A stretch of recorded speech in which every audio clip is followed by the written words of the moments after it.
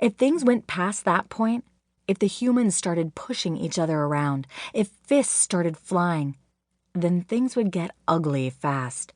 Transitioning from a tall, kind of stocky guy into a black bear was something people around you tended to notice. The overwhelming tendency was to react with fear and hostility, and Jeffrey, who wasn't always entirely himself after changing, had no problem reacting with some hostility of his own. It was a situation better avoided, and Jeffrey did his best to avoid it. If it wasn't for the wings, he'd never set foot in Cones. Jeffrey would live with the craving's company for a long time, fighting the temptation as best he was able until it became overwhelming. Then he would go, but he made a point of getting in and out as quickly as possible. Unfortunately, tonight that wasn't happening. Cones was packed for some reason. Jeffrey was puzzled. He was pretty sure football season didn't start for a couple of weeks.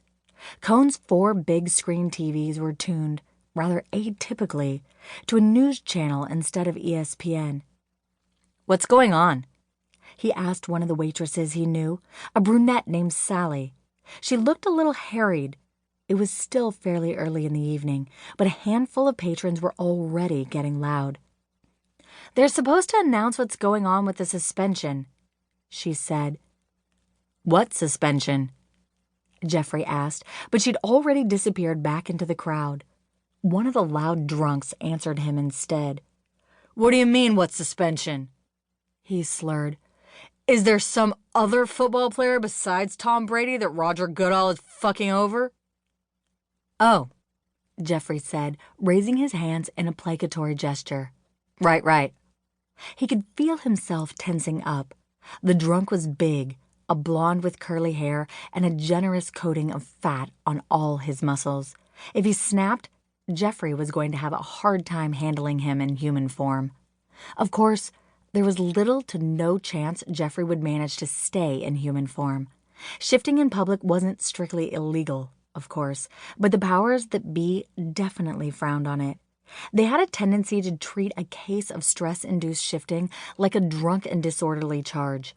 Unless Jeffrey was going to shell out $1,000 for an attorney to stand up on his behalf, it would mean at least a weekend in jail. He thought about leaving, but the drunk turned his back on Jeffrey, and then the kitchen door swung open.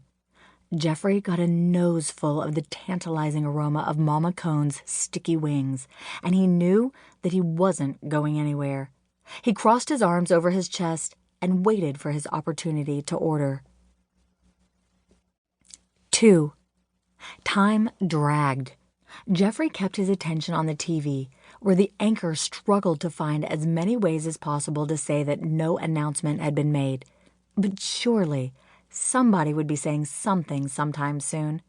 There were 3 reporters assigned to this breaking news story, and as Jeffrey watched, they each had a turn saying, "Nothing yet." "Come on already," somebody in the crowd grumbled. "How long does it take to say this bullshit is over?" "You really think that?" another drunk growled back. "You know they're not going to do right by Tom." "Too much money involved," a third in the crowd chimed in. Soon, most of the bar was engaged in the debate. Things were fairly civil for a while, with the crowd divided almost evenly on what they thought was going to happen.